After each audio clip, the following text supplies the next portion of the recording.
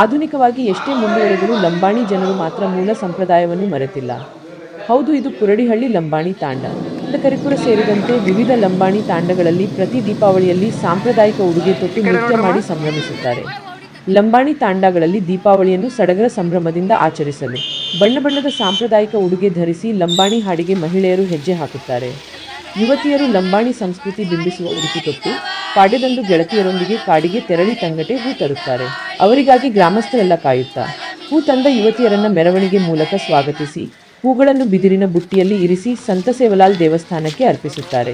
ಯುವತಿಯರು ಗ್ರಾಮದ ಪ್ರತಿಯೊಬ್ಬರ ಮನೆಗಳಿಗೂ ಕೈಯಲ್ಲಿ ದೀಪ ಹಿಡಿದು ತೆರಳಿ ಪೂಜೆ ಸಲ್ಲಿಸಿ ಕಾಣಿಕೆ ಪಡೆದು ಬರುವುದು ಸಂಪ್ರದಾಯ.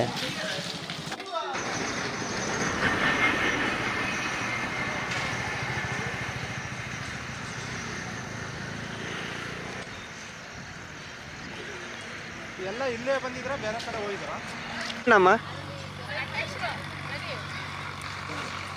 ಈ ಸೂಫ್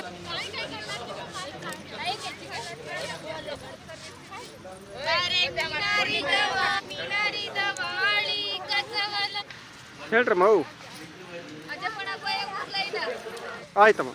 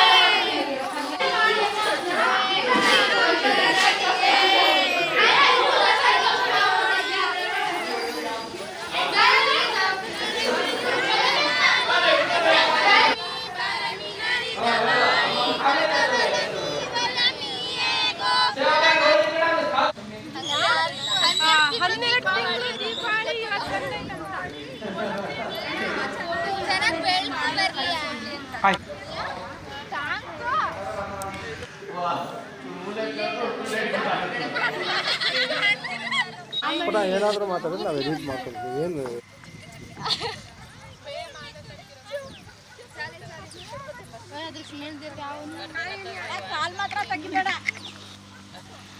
ಇರೋದ ಈ ಕಡೆ ನೋಡ್ರಮ್ಮ.